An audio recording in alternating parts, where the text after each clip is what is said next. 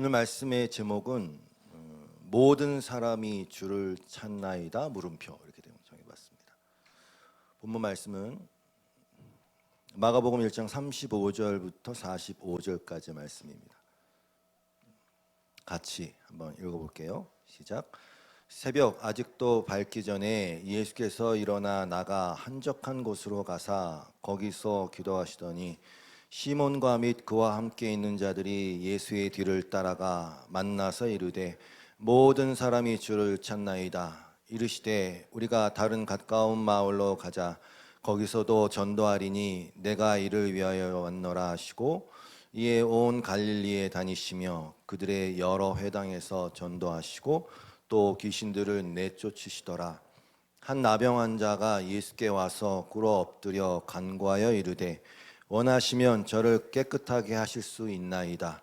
예수께서 불쌍히 여기사 손을 내밀어 그에게 대시며 이르시되 내가 원하노니 깨끗함을 받으라 하시니 곧 나병이 그 사람에게서 떠나가고 깨끗하여진지라.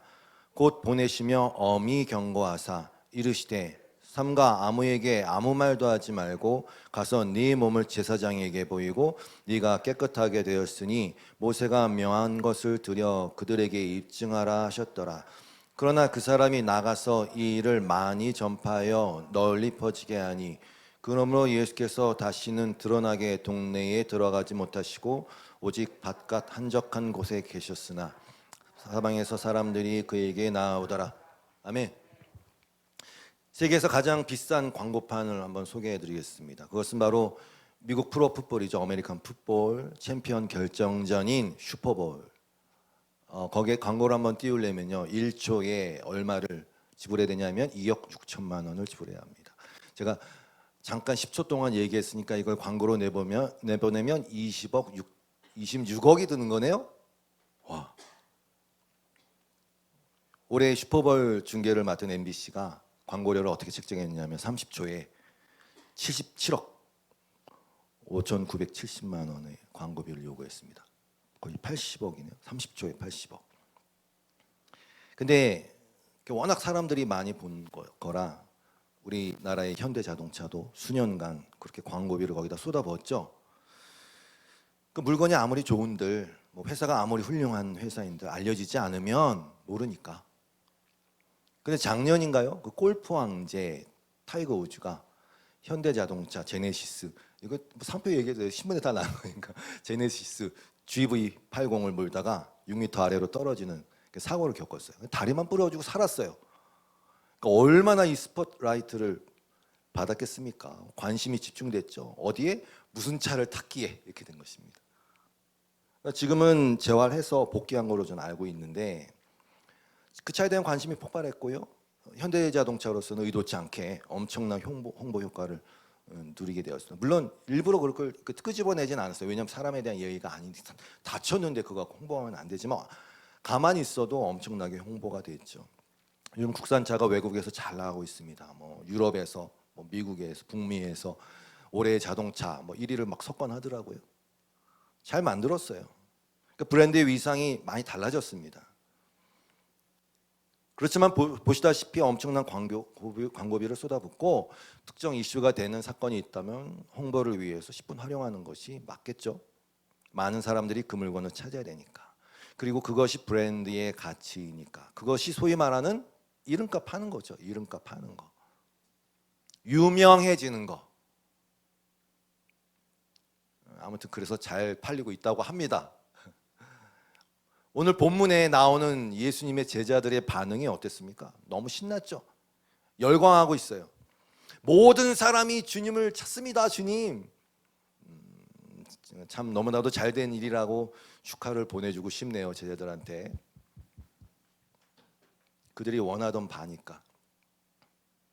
막말로 그냥 이게 뭐 비하하는 건 아닙니다만 촌동네에서 고기나 잡다가 뭐 그렇게 이제 살았을 뻔한데 이제 온 세상에 그 이름을 날릴 수 있는 엄청난 기회를 잡은 거 아닙니까 지금? 그래서 신난 거예요. 주님, 모든 사람이 주님을 찾습니다.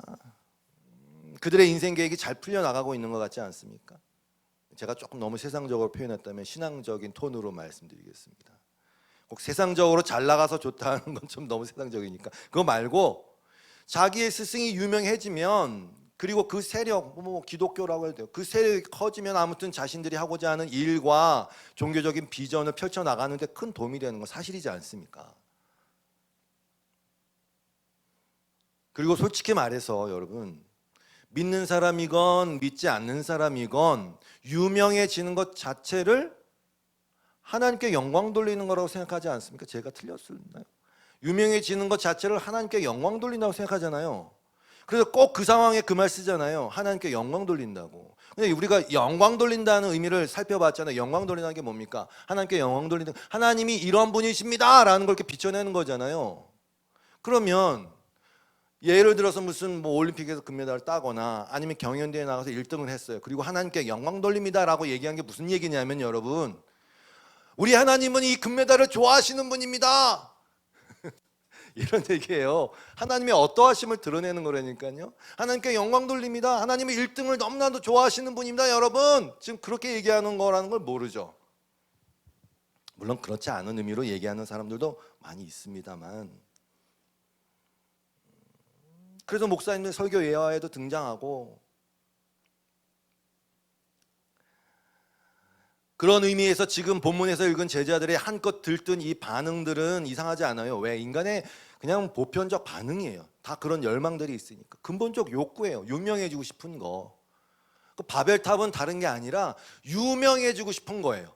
바벨탑을 쌓았어요. 그래서 유명해. 자, 도시를 세우고 그 안에 탑을 쌓고서 탑 꼭대기가 하늘에 닿게, 이 정도는 돼야 유명해지거든요. 뭐 이렇게 1층 쌓아놓고 야 유명해지길 원한다, 그건 말이 안 되고, 탑을 쌓되 좀 이렇게 막 하늘 닿을 정도까지 쌓아야 좀 봐주니까. 그래서 어떻게 해요? 우리의 이름을 날리고, 그럼 힘이 응집되겠죠. 여러분 2002년 월드컵 아시죠? 힘이 응집되죠. 4강 갔을 때 얼마나 난리 났지 않습니까? 응집되죠. 우리의 이름을 날리고 온 땅 위에 흩어지지 않게 하자.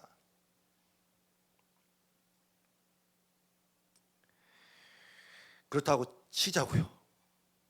근데 문제는 뭐냐면 예수님께서 뭐 복음서에서 또는 천국에 대한 비유를 드시면서, 예를 들어서 그 포도원 품꾼의 비유를 드시면서 이렇게 말씀하셨다는 것이죠.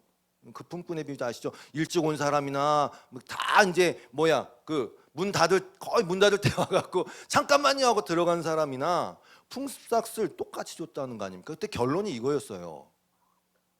마태복음 20장 16절. 이와 같이 꼴찌들이 첫째가 되고 첫째들이 꼴찌가 될 것이다. 주님도 결론을 이렇게 내버렸단 말이죠. 그리고 어떤 고대 사본에는 받은 사람은 많으나 막 우글우글 몰려들잖아요. 지금 다 주님을 찾습니다. 우글우글 몰려들잖아요. 근데 뭐라고? 택함 받은 사람은 적다. 주님은 이걸 그냥 천국은 이래, 바벨탑은 쌓고 이름을 내자 이러는데 주님은 천국은 이래, 이렇게 말씀해 버렸단 말이죠. 솔직히 지금으로 따지면 이 예수님은요 어마어마한 팔로워 숫자를 자랑하는 인플루언서죠. 최고 반열. 제자들의 말마다는 모든 사람이 찾으니까요. 그럼 주님은 이때 이렇게 말씀하셨어야 돼요. 하나님께 영광을 돌립니다, 이렇게 말씀하셨어야 돼요. 도망가셨다니까요. 한적한 곳으로 가셨다니까요.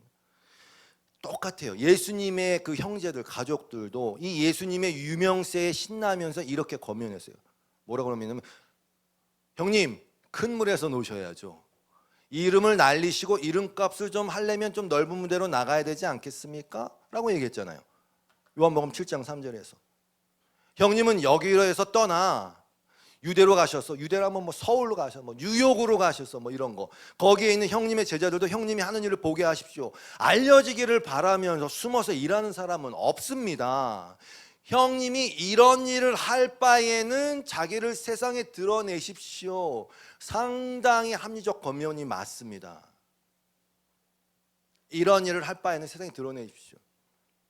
뭐 이런 비슷한 뉘앙스로 너 세상의 빛과 소금이 돼야 되지 않겠니를 거기다 써먹는 사람들이 있어요. 근데 이런 일을 할 바에는, 도대체 이 형제들이 알고 있는 주님의 일은 뭐길래 이런 일을 할 바에는 뭡니까 이런 일이 도대체? 도대체 주님은 이런 일이 도대체 뭐길래 그 무슨 일을 하러 오신 것이기에 형제들은 그거를 이렇게 알아듣고 이런 일을 할 바에는 이름을 이러고 있는 거예요. 그러면 알려지기를 바라면서 정말 주님이 알려지기를 바란 걸까요? 자신이 알려지기를 바라셨나요? 유명해지기를 바라셨나요? 물론 유명해졌어요. 그래서 다 찾으니까. 그 경상도 사투리 전라도 뭐 거시기 하면 다 알아듣. 어이 그 거시기에서 그 거시기 찾으면 거시기 한다잉. 이러면 다 알아듣는 거예요. 예전 유명해요. 그 지저스 그러면 뭐 욕할 때에도 지저스, 놀랄 때에도 지저스, 뭐 감탄할 때도 지저스. 유명해졌어요. 크리스마스만 되면 다 예수님 찾아요. 유명해졌어요. 정말 주님이 유명해지시기 위해서 알려지기를 바라면서 하신 일이에요. 그게 아니잖아요. 그런데 이 예수의 형제들이 그들 나름대로 합리적이고 지혜롭다고 생각한 이 처세술 뒤에 바로 성경은 어떤 설명을 딱 붙여놓냐 하면은 이 다음 절이 이거예요. 5절. 이는 그 형제들까지도 예수를 믿지 아니함이로라. 와.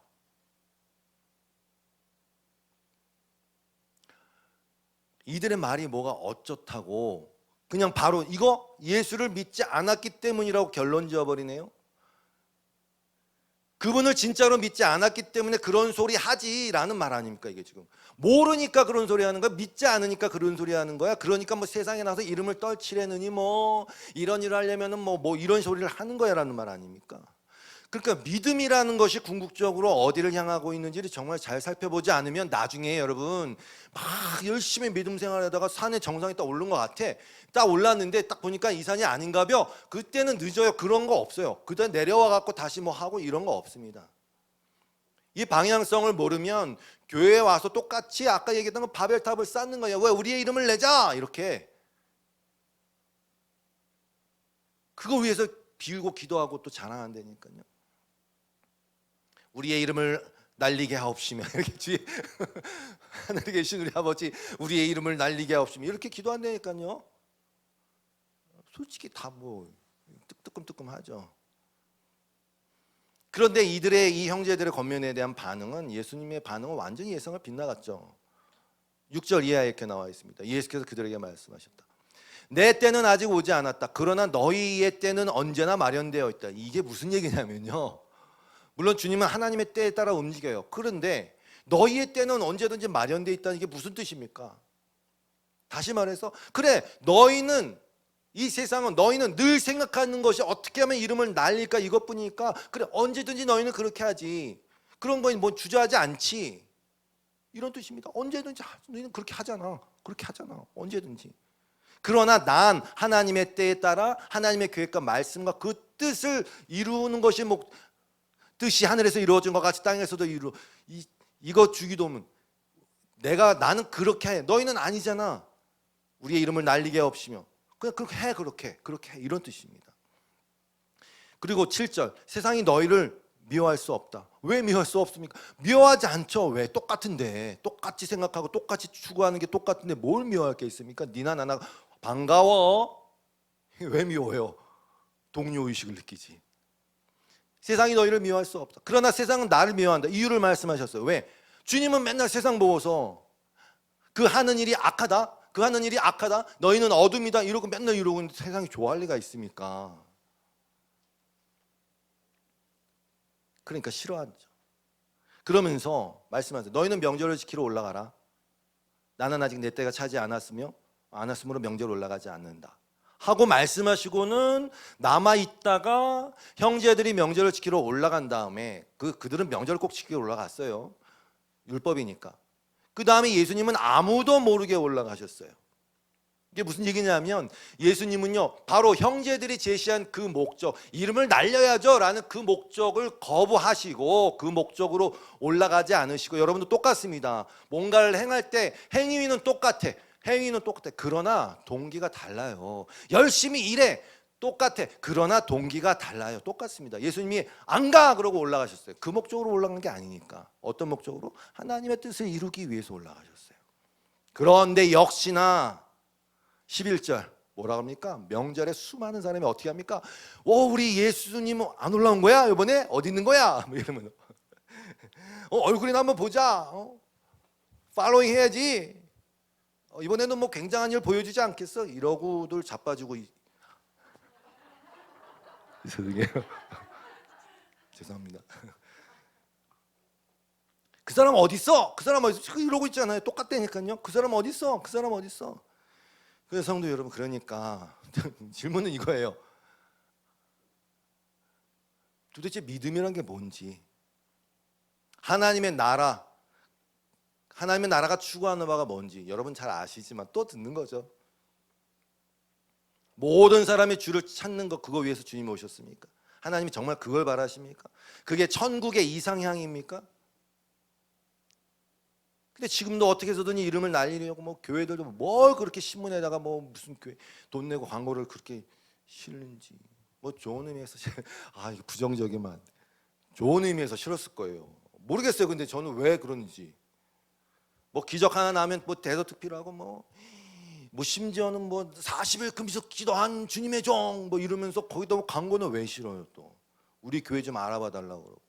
그런 거 말고 그냥 복음을 전하고 하나님을 기뻐하고 예배하면서 사랑하면 되는 겁니다. 그러면 교회는 그 역할을 다 하는, 그러면 알아서들 와야 되는데 왜 안 오지? 이상하네. 자, 지난주에 우리가 귀신을 내쫓는 주님의 그 모습을 본문을 봤잖아요. 귀신이 그랬어요. 예수님 알아보고 하나님이 거룩한 자입니다. 뭐 귀신같이 알아봤단 말이죠, 주님을. 지식. 그리고 당신은 어쩌고 저쩌고 막 이러고 뭐라 하고 있는 귀신에게 야, 입 다물어 나와, 이렇게 말씀하셨어요. 오늘은 읽지 않았지만 그 본문과 오늘 본문 사이에 또 사건이 있었어요. 뭡니까? 시몬 베드로의 장모가 열병에 걸렸단 말이죠. 또 낫게 하셨어요. 또 난리가 났겠죠. 또 엄청 몰려들었겠죠. 저물어 해질 때 모든 병자와 귀신 들린 자를 예수께 데려오니 온 동네가 그 문 앞에 모였더라. 뭐 그림이 뻔하죠. 그려지잖아요. 예수께서 각종 병이 든 사람을 고치시고 많은 귀신을 내쫓으시되 또 귀신이 자기를 알므로 그 말하는 것을 허락하지 아니하시니라. 이 귀신은 진짜 귀신같이 알아요. 그래서 귀신같이 주님을 알아보고 또 뭐라 해내요. 그랬더니 입 다물어 나가. 그러면 우리 생각할 거예요. 주님께서 알려지기를 원하시긴 하는데 이 귀신 같은 애들은, 귀신같이 더러운 애들의 입을 통해서 알려주는 건 싫어하시나 보다. 그래서 입 다물으라 그러셨나 보다. 아니요. 바로 뒤에 나병 환자를 고치신 후에도 똑같이 말씀하셨어요. 아니, 더 심각하게 말씀하셨어요. 이렇게. 네. 잠깐만요. 43절이 안 나오지? 이 43절 중요한데. 43절에 보면 이렇게 나왔어요. 다 나았어요. 보내시며 엄히 경고하사라고 나요. 이르시되 삼가 아무에게도 아무 말도 하지 말고 가서 네 몸을 제사장에게 보이고 네가 깨끗하게 되었으니 모세가 명한 것을 드려 그들에게 입지. 이 제사장에게 보내는 건 간단합니다. 그 당시에요, 제사장이 막 의사 역할도 했어요. 정말 깨끗해졌으면 그것을 인정해 주는 게 제사장이에요. 그러니까 주님이 치유하신 것을 제사장이 인정하지 않으면, 율법적으로 인정하지 않으면 그 사람이 나 나았어 아무리 소용이 없거든요. 그러니까 너 제사장에 가서 몸을 보여, 그리고 인정받고 너 이제 자유야, 이걸 위해서 보내신 거예요. 율법을 철저하게 지키셨어요. 왜? 율법을 완성하러 오셨으니까. 그런데 엄히 경고하셨어. 너 아무 말도 하지 마. 근데 이게 엠보리 메사메노스라는 단어인데 이게 무슨 말이냐면요, 말이 막 콧김을 거칠게 하면서 그 광경을 얘기하는 단어거든요. 이게 그 성미 급한 말이 막 발끈해가고 콧김을 그 광경이 그 단어예요. 그 단어. 그러니까 주님이 야, 말하지 않는 게 좋겠어, 그게 아니라 막 정말 발끈하듯이 막 콧김이 나오는 정도로 해갖고 엄히 아무한테도 얘기하지 마! 라고 얘기한 뜻이에요. 이게 지금 사실은 더 강력하게 얘기했다고요. 이 단어가 딴 데서 막 책망하다, 통분이 여기다, 이 단어 쓰는 거거든요. 그러니까 얼마나 주님께서 강력하게 말씀하셨는지 아시겠죠? 그게 하지 마. 아, 리얼하게 연기랑 춤이 안 된다고 분명히 말씀드렸어요. 저는 강력하게 경고하셨어요. 그게 뭐가 나쁘다고? 지금 예수님 너무 오버하시는 거 아닙니까? 솔직히 말씀드려서. 아니 오히려 가서 야 전해라. 너가 무슨 일 겪었는지 전해라. 뭐 하나님의 능력으로 나았음을 전해라. 이게 맞지 않냐고요. 그럼 수많은 사람 앞에서 또 그 복음을 전할 기회가 생기는 거 아닙니까? 아니 그게 아니면 고치시지 말던가. 고치면 사람들이 몰려들죠. 당연히. 모르셨겠어요? 아셨죠 당연히. 그럼 왜 고치셨느냐? 주님이 그 사역하신 그 사역들이 왜 있었냐면, 자 마가복음 1장 37절이에요. 그렇죠. 제자들이 모든 사람이 주를 찾습니다. 그랬더니 예수님이 그래 이제 우리 다른 마을로 가까운 마을로 가자. 쓱 빠져. 우리 다른 가까운 마을로 가서 거기 전도하자 이랬단 말이에요. 내가 이를 위해서 왔다 그랬어요. 예수님은 전도하러 오셨어요. 그냥 여러분이 생각하는 그런 예수 믿으세요, 예수 믿으세요 그런 전도의 수준이 아니에요. 예수님은 복음을 전파하러 오셨어요. 무슨 얘기냐면 예수님 당신이 바로 구약 성경 역사 내내 기다렸던 그 메시아, 이 사람이면 안 되는 바로 그 구원자, 당신이 오심으로 말미암아 이 땅이 아닌 하나님의 나라가 왔다는 것을 전파한 바로 그 당사자이자 그 복음을 전파하셨어요. 그 전도를 하러 오셨어요. 그래서 무슨 일이 있었습니까? 예수님의 앞서 와갖고 예수님의 길을 예비하던 그 세례 요한이 막 옥에도 갇히고 보니까 자기가 생각하던 메시아랑 좀 달라요. 근데 옥에 갇혔으니까 직접 가서 못 물어보니까 제자들을 보냈잖아요. 야 진짜 그 메시아, 우리가 기다리는 그 메시아가 맞는지 좀 물어봐. 뭐 급박했겠죠. 자기는 언제 죽을지 모르는데 내가 주님의 길을 예비하러 왔는데 헛다리 짚은 거 아니야? 뭐 이랬겠죠 당연히. 그러니까 물어봐 제자들한테. 야 물어봐 그분이 맞는겨? 맞는겨? 그때 예수님 뭐라 그랬냐면 다른 얘기 안 하셨어요. 이렇게 얘기하셨어요.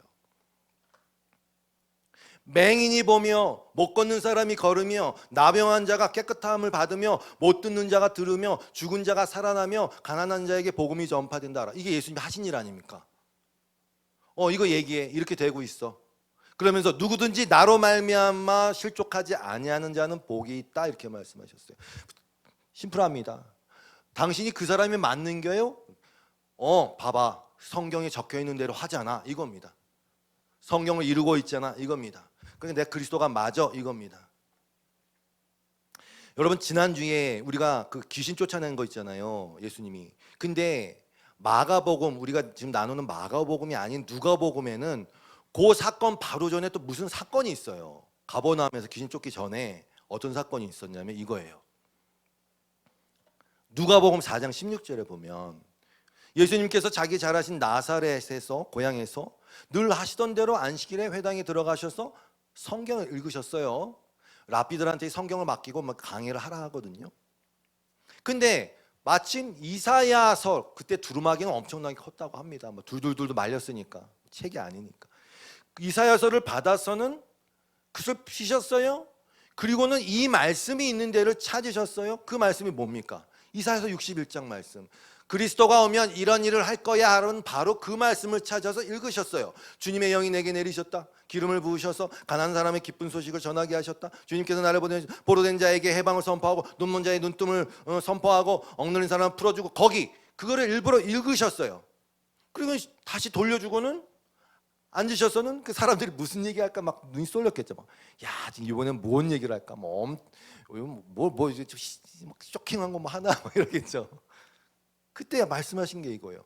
이 성경 말씀이 너희가 듣는 가운데서 오늘 이루어졌다. 마찬가지 얘기예요.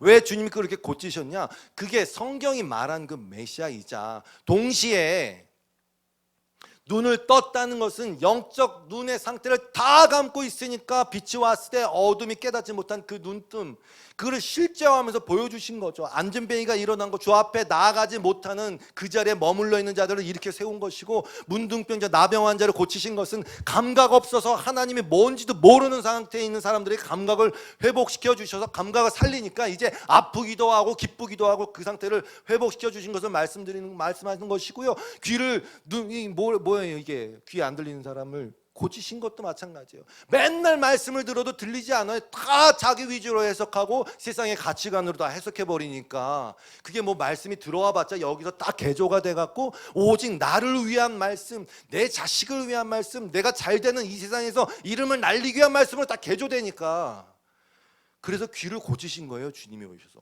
다 그것을 말씀하신 거예요. 메시아가 와서 그렇게 해주셔야 니들이 하나님도 알고 주님이 도대체 어떤 분인지 줄 알고 말씀을 뿌려도 그 말씀이 가슴에 들어가서 말씀이 자라나지. 바로 그 메시아야. 그 메시아, 그것을 보여준 거예요. 하나님의 나라는 이런 것이야.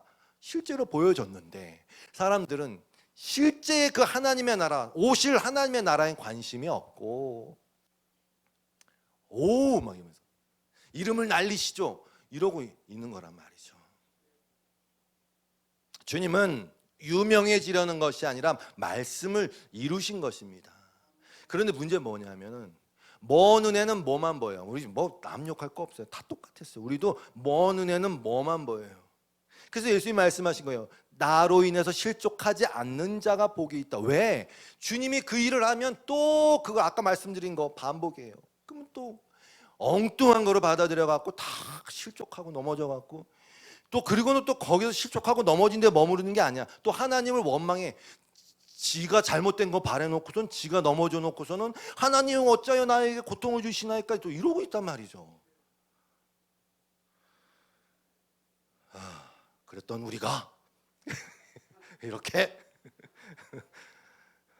가슴을 치면서 다 딴 생각하고 있으니까 이 세상의 가치관을 그대로 예수님께 투영해 보세요. 무슨 일이 벌어지는지 그냥 똑같아요. 예수의 형제들이 하는 반응, 수많은 무리들 따르면서 한 반응, 또 우리도 그렇게 할 수밖에 없어요. 그게 아주 당연한 거예요. 당연한 거예요.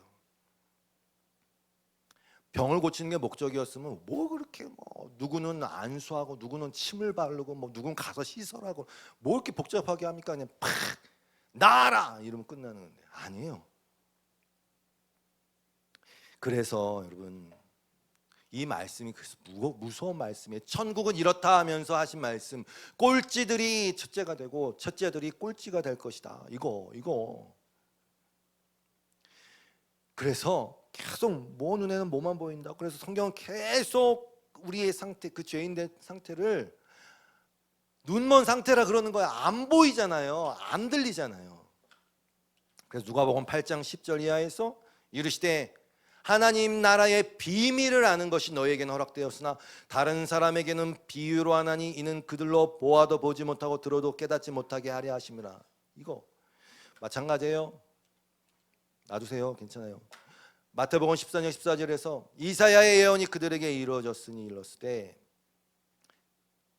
말씀이 이루어진 거예요. 너희가 듣기는 들어도 깨닫지 못할 것이요 보기는 보아도 알지 못할. 언젠간 듣겠지.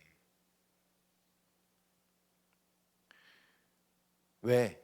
이 백성이 마음이 완악하여져서 그 귀는 듣기에 둔하고 눈은 감았으니, 이거 잔다는 뜻 아니에요. 눈은 감았으니 이는 눈으로 보고 귀로 듣고 마음으로 깨달아 돌이켜 내게 고침을 받을까 두려움이니라. 그런데 너희는 눈으로 봄으로 너희 귀는 들음으로 복이 있다 말씀하신 거예요. 그러니까 성경을 잘 말하는 바를 그 지대로 잘 깨달아 알아야 됩니다. 이 예수님의 말씀은 뭐라고요? 찰떡같이 알아들은 바울은 많이 나눈 말씀이에요. 고린도서 1장 20절에서 그렇게 얘기한 거예요. 찰떡같이 알아는. 현자가 어디냐? 다 그랬잖아요. 다 나름 요즘 또 유튜브 때문에 다 의사고 다 철학자고 다 시인이고 다 음악가고 다 평론가야. 그러는 거예요. 야, 현자가 어디 있냐? 학자가 어디 있냐? 이 세상에 변론가가 어디 있습니까? 하나님께서는 이 세상의 지혜를 어리석게 하신 것이 아닙니까? 그런데 이 세상의 지혜로 계속 예수님을 따라다니고 하니 뭐가 핀트가 맞겠어요? 핀트는 일본 말입니다. 초점이 맞겠어요? 21절 이 세상은 그 지혜로 하나님을 알지 못하였습니다. 여러분 자, 이거 잘 들으세요. 심플해요. 저는요 이 세상의 지혜로 알아먹을 하나님이면 전 하나님 안 믿습니다. 왜? 그 수준이니까. 이 세상의 수준이에요. 그냥 하나님 그렇게 하지 않으세요. 그런 지혜로는 하나님을 알지 못하게 하셨어요. 그게 하나님의 지혜가 그렇게 되도록 한 것이에요. 그래서 하나님께서는 어리석게 들리는 설교를 통해서 선포의 어리석음을 통해서 사람들을 구원하시길 기뻐하신 거예요. 그래서 바울은 늘 조심했다고 늘 말씀드렸어요. 왜?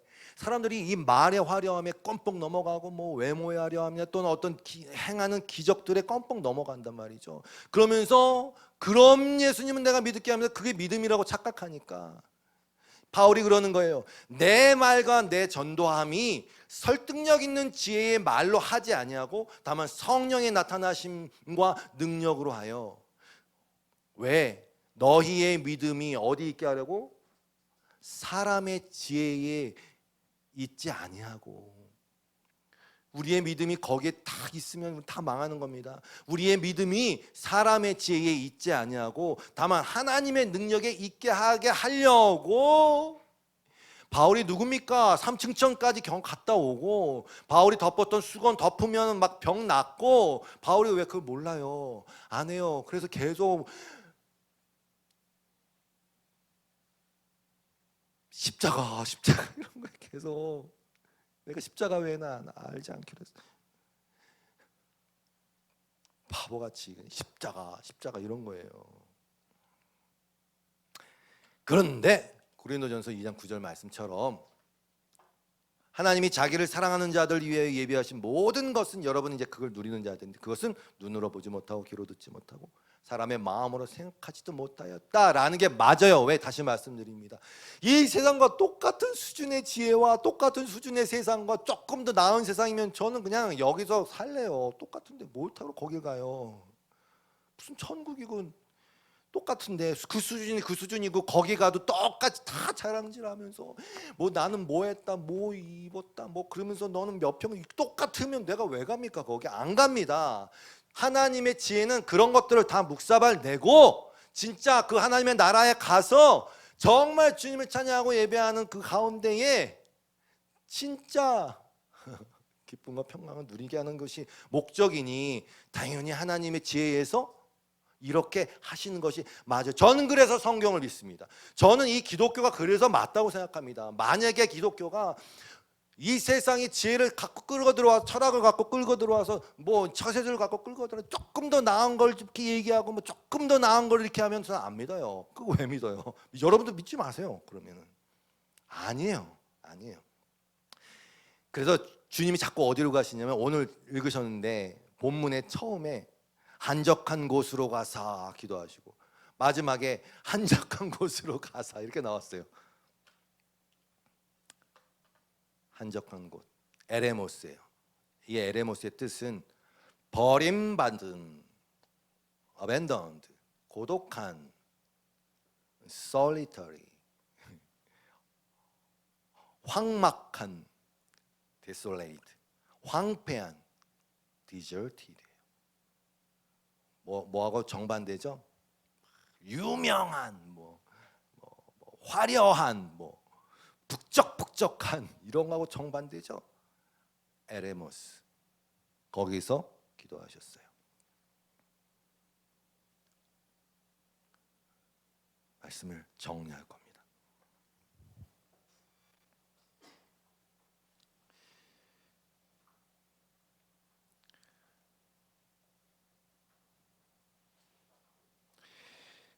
여러분이 또 제가 말씀을 들을 때 뭔가를 이렇게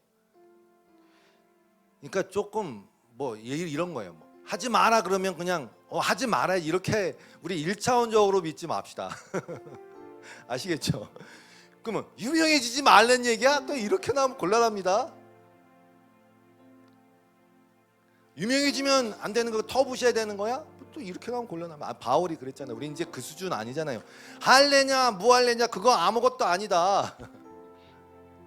오직 뭐하고요? 새로 지으심을 받는 것만 중요해요. 새로 지으심을 받는 것. 이 단어도 곱씹어 보세요. 정말 새로 지으심을 받아야 된다니까요. 뭘 개발하고 뭘 이렇게 더 수양하고 이 세상을 좀 더 어떻게 뭐 바벨탑을 아니에요. 새로 지으심을 받아야 돼요. 새로 지으심을 받아요. 다른 건 중요한 게 없어요. 유명해지면 그냥 유명해지세요. 감당할 수 있으면. 정치인들 정치 막 날아가는 새도 떨어뜨린다는 그 권력을 줬다가 그게 뭐 언제까지 가겠어요. 그거 권력 놓는 순간 여러분 보셨어요? 그 사람 얼굴도 그 권력에 있을 때는 막 얼굴에 빛이 나고 팽팽하고 막 뭔가 기운이 넘쳤어요. 근데 거기서 떨어지는 순간 초췌해지면서 머리카락 빠지고, 머리카락 빠지는 거 아니에요. 그런 의미가 아니라 이 뭡니까? 그렇다고요. 감당하기 어려워요. 자살하는 거예요. 막 유명세 탔다가 떨어지면 그냥 나는 뭐지 이러면서. 왜? 그 이름을 날린 거에 자기 의미를 뒀으니까. 유명해지건 아니건 아무것도 아니에요.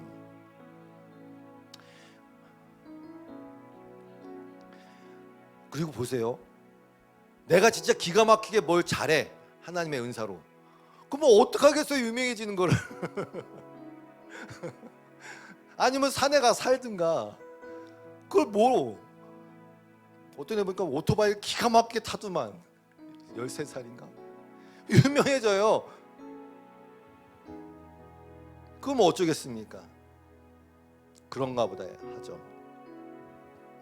그러나 중요한 건 이제 우리는 알아요. 뭐냐면 이런 것들이 뭐 구독자 100만 가고 뭐 200만 가고 뭐 팔로워 수가 뭐 이런 것들이 아까 얘기한 새로 지으심을 받는 거에는 0.000000001%의 도움도 안 된다는 거고, 두 번째 오히려 주님이 그렇게 경고의 말씀을 날렸듯이 그 상태에 있었을 때 과연 그걸 누가 마음을 지킬 수 있느냐? 저는 어렵다고 봅니다. 하나님의 은혜로 또 지키게 한 사람 지키겠죠. 그 영향력을 갖고 뭔 일을 하시겠죠, 하나님. 그러나 어렵다고 봅니다. 로마서 1장 23절 말씀처럼 썩어지지 아니하는 하나님의 영광을, 주님 금메달 땄습니다, 영광 받으시, 이렇게 썩어질 사람의 영광으로 바꾸는 게 우상 숭배예요. 다른 게 아니에요. 그러니까 청년 여러분,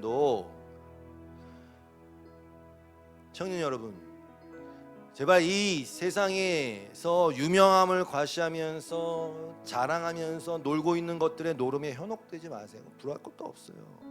침 흘리지 마세요. 그냥 그들은 그걸로 돈을 벌고 있는 것이고, 자신의 왕 노릇에 쫄쫄쫄쫄 떠나다지 쫓아오는 애들 데리고 노는 것이고,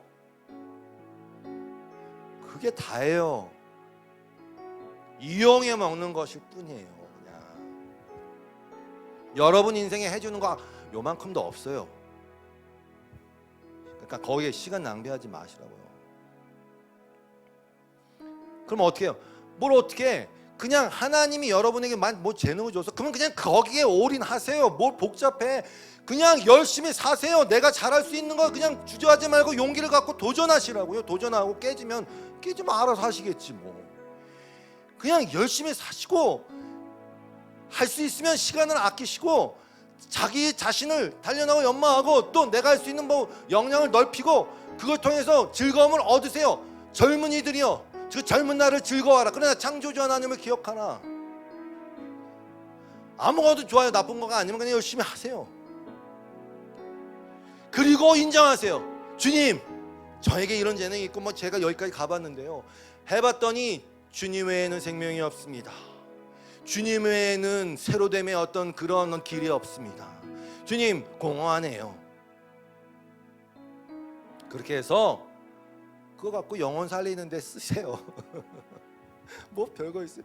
돈 많이 버세요. 그래갖고요, 좀 영혼 살리는데 팍팍 쓰시고 하세요. 주저할 게 아무것도 없어요. 헷갈릴 것도 없어요. 단 속지만 마세요. 속지만 마세요. 그 유명세 떨치면서 그 부러워하게끔한 그 사람들의 삶이 얼마나 고단하고 공허한지 아세요?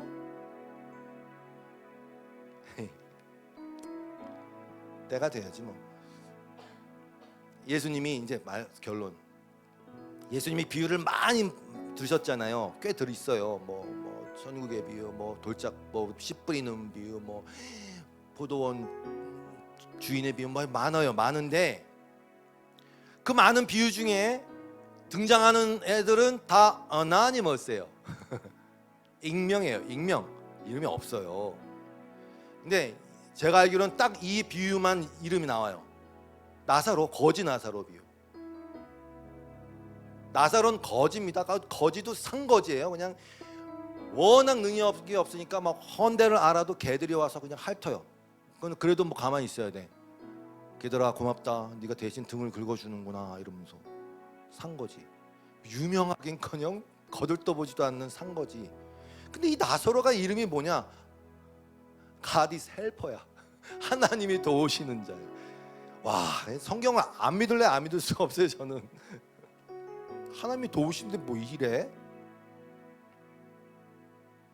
완전히 잊혀진 존재. 누가 그를 부러워하겠으며 누가 그의 인스타에 팔로우를 하겠습니까? 오히려 거기에 등장한 그 부자, 근데 이름이 없어. 근데 그 부자는 부러움을 받는 자이겠죠. 성도 여러분, 그러니까 정말 신중하게 생각하십시오. 정말 누가 하나님 나라의 부르심을 받는 자들인지. 세상이 알아주는 자들이 하나님이 아시는 자들이 아니에요. 그리고 불행하게도 이 세상이 너무 알아주면 그게 가장 큰 걸림돌이 돼서 이미 자기 자랑거리로 가득한 자들이기 때문에 그들에게는 은혜라는 것이 씨알이 먹기가 어려워요. 왜 나 다 있는데 무슨 은혜? 그 좀 감사하네. 자랑치 못하게 하시는 바로 그 나사로, 거들떠보지 않는 그 나사로를 부르셔서 예수님은 왜 그 비유에다가 그 이름을 넣겠어요? 그 하나님의 지혜, 그 지혜. 그 거지가 주님으로부터 이름을 부여받았고 이름을 날렸어요. 누구에게? 주님께. 얼마 전에 형님을 만나러 갔어요. 우리 형님이 목사님이자 선교사님이에요. 중국에서 막 선교 활동하다가 이제 들어와갖고 맨날 십몇 년을 뭐 하시냐면 거기는 이제 뭐 핍박이 심하니까 기독교 서적들을 다 이렇게 막 중국말로 번역도 하고 뭐 약간 이제 뭐 이런 책 다 모아갖고 몇천 권을 그걸 정리해갖고 십몇 년째 그걸 하고 있어. 저한테 이제 그거 야 광재야, 야 너 이거 목회하는데 도움이 될 것 같아. 저는 사실 안 봤어요. 근데 어느 날 지난주에 다시 불렀어요. 밥 한번 먹자 하면서. 내가 내 딸도 목회하거든요. 수민이 누나. 내가 딸을 위해서 뭐 남겨줄 건 없고 돈도 없고 뭐 남들은 뭐 교회도 물려줘. 나도 줄 게 없어. 그러더니 그걸 또 다시 정리한 거 있어. 내 딸한테 주고 내가 너한테 줄게. 딱 받았어요. 그리고선 밥 먹기 전에 기도를 하는데 제 마음에 무슨 생각이 드냐면 하나님 누가 유명한 자입니까? 라는 생각이 들었어요. 주님 도대체 누가 유명한 자입니까? 이 형님은 도대체 뭘 할 겁니까? 죄송해요. 알아주지도 않는 거. 밥 먹기 전에 울기 싫어갖고 아버지도 없고 어머니도 없고 밥 먹기 전에 울기 싫어갖고 딴 생각했어요. 딴 생각해야지 생각이 안 나니까.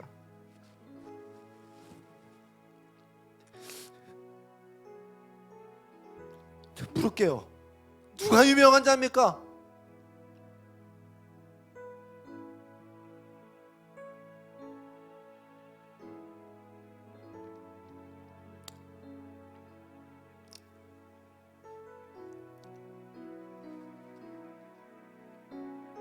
성도 여러분, 거꾸로 사시기를 주님으로 축원합니다.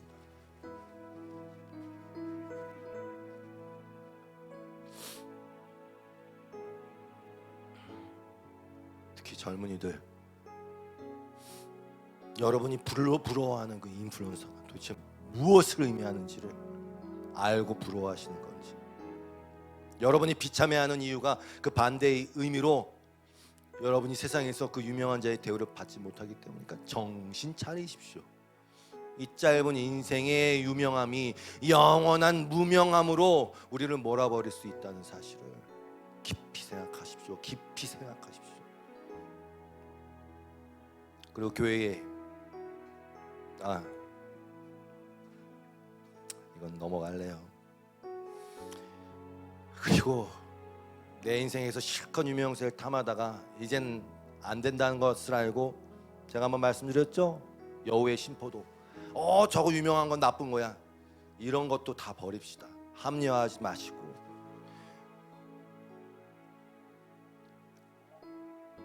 하나님께 우리의 인생의 모든 의미를 두고, 그냥 억지로 두지 말고 가치를 알아서. 마지막으로 고린도후서 6장 8절 이하의 말씀을 읽고 마치겠습니다. 바울의 고백입니다. 후반절부터 읽을게요. 8절 후반절.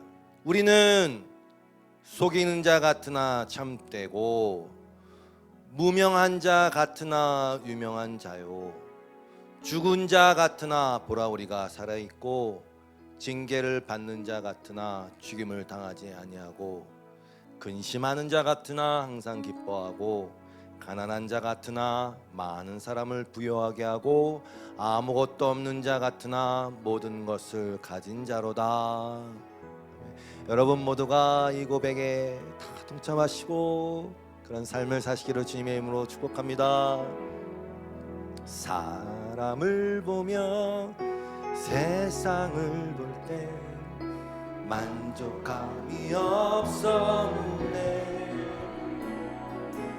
나의 하나님 그분을 뵐 때 나는 만족하였네. 다시 한번 사람을 보며 세상을 볼 때 만족감이 없었네.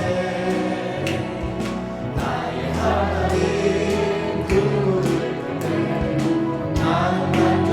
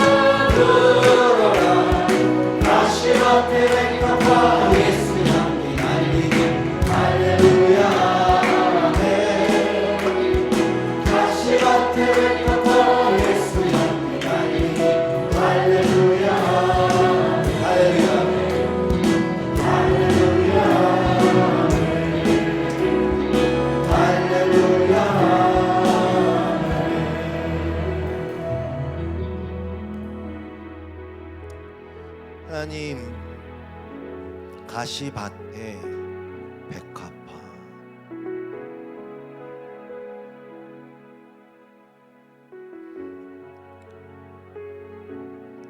그 아신 자들, 미리 아신 자들을 부르시는 주님, 우리가 이렇게 이 자리에 예배했습니다. 주님을 찬양했습니다.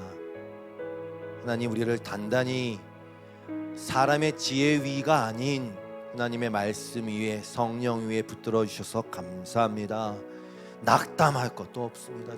주님, 우리에게 늘 하나님을 온전히 의지함 가운데 감사가 넘치는 삶을 살게 하여 주시고, 날마다 주님의 지혜를 부어 주셔서 또한 우리 청년들 잘 분별하며 뱀처럼 지혜롭고 비둘기같이 순결하게 하시옵소서.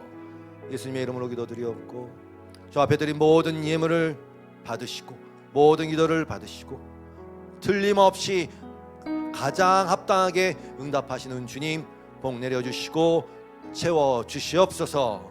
예수님의 이름으로 기도드리옵고 이제는 우리 주 예수 그리스도의 놀라우신 은혜와 하나님 아버지의 극진하신 사랑하심과 성령님의 교통하심이 오늘도 우리 주님 하나님 한 분만으로 만족한다고 고백하면서 예배한 하나님의 예배자들 진정한 믿음의 사람들 위해 이 교회 위에 영원토록 함께 하시기를 간절히 축원하옵나이다. 아멘.